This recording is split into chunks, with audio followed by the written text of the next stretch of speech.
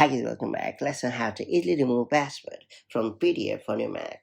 A password can protect a PDF from unauthorized access, but entering it every time you open the document can quickly become pretty inconvenient, especially if you frequently use the same file. If you know the PDF's current password and have permission to remove its protection, your Mac provides a pretty simple way to create an unprotected copy. That said, let me show you how it's done the right way. So first you have to just double click on the PDF file to open it in the preview app on your Mac.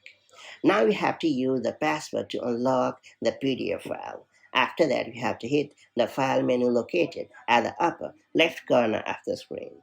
Then you have to scroll down a bit and choose the print option in the drop down menu. Now you have to hit the tiny drop-down menu located right next to PDF and choose Save as PDF in the menu. And finally, you have to give a suitable name to the file and save it to the desired location on your Mac. And that's all there is to it. So that's how you can easily remove a password from a PDF file on your Mac. Once the password protection is removed, you can open the saved copy without entering the password each time.